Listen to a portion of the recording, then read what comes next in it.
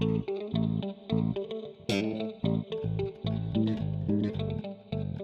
CloudTrucks owner operators, fleet owners, and drivers. Thanks for tuning in to this month's CloudTrucks 10-4. My name is V, and I work on the customer success team at CloudTrucks. Buckle up to hear what's happening this month at CloudTrucks. We'll also share a conversation I had regarding the OTR life for a husband and wife team with Vicky Manry, the over-the-road admin and the other half of Yellow Rose Trucking.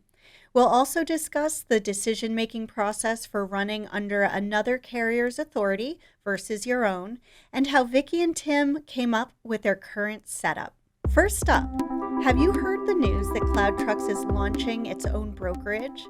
CT Exchange is our new brokerage arm, and the investment into this acquisition underscores our commitment to putting drivers first.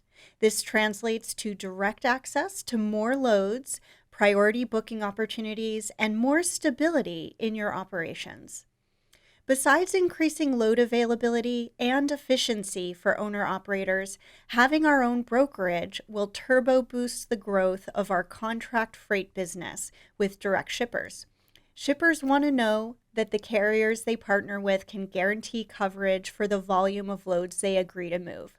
A carrier with an in-house brokerage arm means we have an expanded pool of potential drivers that allows us to accommodate a wider range of shipping requests. We'll also have direct access to more data so we can optimize the exclusive loads we offer with more reliability. Even with this exciting addition, CloudTrucks remains first and foremost a carrier. We're dedicated to our driver and shipper partners. In fact, one of the main reasons we're launching CT Exchange is to provide a healthy capacity for our shippers, which translates directly to more contracted freight for our drivers. This is a new and rapidly progressing sector for our business, so stay tuned for updates. Even if you are confident in the results from a roadside DOT inspection, getting one holds you up from getting to your destination, and we recognize that depending on what state you drive through, there's an increased chance of getting pulled over for one. If you're curious which states have the highest chance, here is the current top 9 list: California, Mississippi, New Mexico, Colorado, Iowa, Utah, Maryland, Washington, and Montana. Make sure you have all of the appropriate documents in order every time you're operating in one of these states. But also, did you know that CloudTrucks will pay you $150 every time you submit your clean level 1 or 2 roadside inspection to us? Every single time. And yes, these $150 payouts are unlimited. Just email your inspection record to safety@cloudtrucks.com. And a round of applause for our safety all-stars for the month. We appreciate your extra effort to get those clean inspections and keep our fleet safe. For clean level 1 inspections, we have Hisham El Jandali and Albert Chavaria. And for clean level 2s, we have Oren Sebastian, Marvin Codner, and Aroldo Almeida. Recently, I had the pleasure of catching up with Vicky from Yellow Rose Trucking. Her husband Tim drives their truck, and as the passenger, she manages the administrative side of things. The truck was driving during our video call, so you'll see some shaky video at times. And if you hear some singing in the background, that would be Tim. How many years has Tim been an owner operator versus doing company driving work? He's never been a company driver. Okay. We've been owner operator since he began. So he was driving for about a year and a half before I formed the LLC, just as a straight owner operator. And I formed the LLC, I think it was 2.5, going on 3 years ago. So he's been driving almost 4 years now. And we decided when I was looking at going on the road with him that it would be best to have it under an LLC and I could be the admin and manage everything and set it up that way, since neither one of us at that point would be holding a W-2 job. Right. So we wanted it all to run under a business. We've looked into establishing our own authority through Yellow Rose Trucking, but the cost of it and the unknowns of what that would look like for a change in admin duties and certain specifications of what's required to run your own authority and the Yeah, cost of insurances, we just haven't been ready to tackle that yet. that And we makes sense. found with CloudTrucks, for all of the services that are offered through CloudTrucks, for that percentage that is kept off the top of our runs, Mhm. it's been very easy to manage and navigate. And for the lessened headache of running our own authority and doing everything that way, having CloudTrucks cover that has been a great benefit for us, being unfamiliar with running our own authority. That's good to hear. It to me, the way it kind of seems like it works out is in the marketplace is that having your own authority for some owner operators is a dream that they it's like a goal that they need on their bucket list that they need to do no matter what. And then there are other drivers that could be have their own authority, but they either have tried it and realized it's more trouble than they really want to deal with right now, or they are like you and they haven't tried it yet and realize that it might be a lot of trouble to a lot of extra responsibility, and that CloudTrucks offers a happy middle for some owner operators so that you can have a lot more autonomy for your schedule, booking your own loads completely self-dispatched and managing your own business the way you want to without being micromanaged, basically.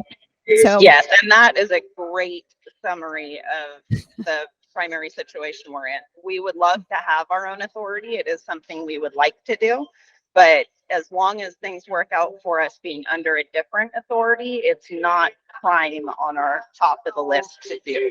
yeah, It would be nice to do at some point, but it's not that number one goal that we're striving for, so to speak, because of the benefits that we get from being under a different authority.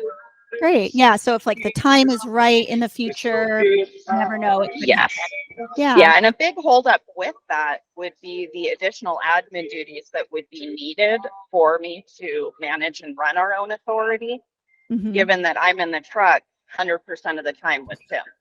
So Not when like he's you're off, I'm sitting at off. home When like he's me. driving, exactly. I don't exactly have a desk and computer to work You at. don't have two monitors to look at the same Well, I time, you actually mean? do.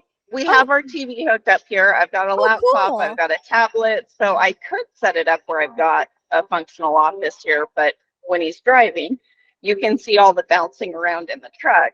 Yeah. Right now, I'm only stable because we're going 10 miles an hour through a construction zone. Oh, Other wow. than that, it's not easy to type and to fill out numbers and spreadsheets and then double and triple check to make sure the bounce didn't make me hit a wrong key and Yes. completely mess everything up. It's quite the time consuming hassle to manage all of it in the truck all the time. I'm always amazed thinking about owner operators that are over the road, they run a lot of miles, and that they don't have a significant other either with them or at home doing admin work for them, that they have to do it all on their own. How difficult that could be. It's really like a balancing act to have to juggle negotiating with brokers and your paperwork and all kinds of other things, along with just driving safely and getting there Exactly. on And time. driving in itself, being a driver owner operator, even if you're not managing the business side of it, is more than a full-time job as it is. Because you're looking at a week, you're working almost 70 hours every week. If you max it Mhm. out, 70 hours in 8 days. And that doesn't include the time sitting at loading docks or getting fuel or waiting on things. So it's a lot of hours for just the driving portion of it. And you're right, you add in the booking of loads and negotiating with brokers. That takes a lot of time. And that window that the drivers would have to do that, I can't imagine having to do that. I don't, yeah. When would you sleep?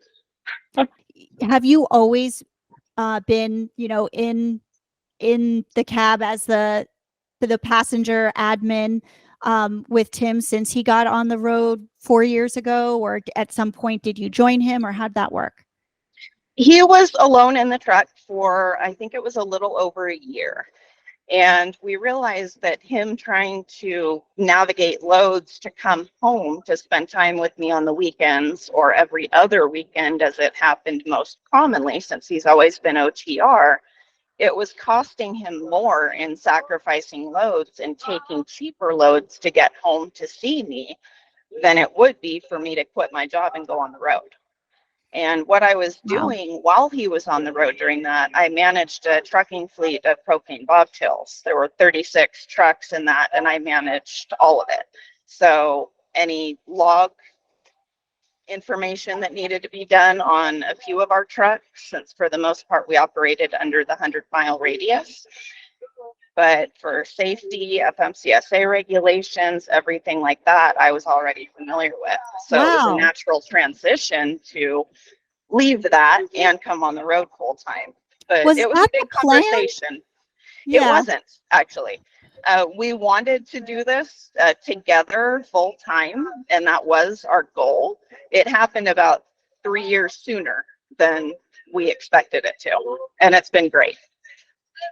What was it that made it so that it was able to happen sooner than you expected?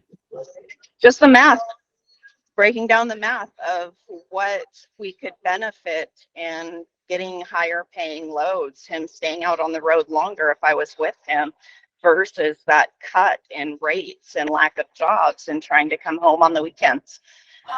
I had a pretty decent salary where I was at, and we were losing more in him sacrificing those loads than I was making in a month. Wow. So me quitting my job and going on the road, managing the LLC and being the admin for everything he does, freed him up to just focus on driving. He has input in everything, of course, Of but course. he doesn't have to deal with the headache of negotiating with brokers or uploading fuel receipts or managing anything like that. He can just, when it's his time to be off, he can be off. He can just shut down and relax until Relax. it's time to drive again. Thank you, Vicki, for sharing your thoughts on the trucking business you and Tim run with us. We really appreciate it. Now, onto an app update. CloudTrucks recently improved the way drivers escalate issues and accessorials. Instead of calling or texting our general support line, drivers can now report the issue right in the CT mobile app. The updates ensure that ops can assess the situation, review your issue, and action on it as quickly as possible. In turn, drivers will receive a resolution and get paid out faster.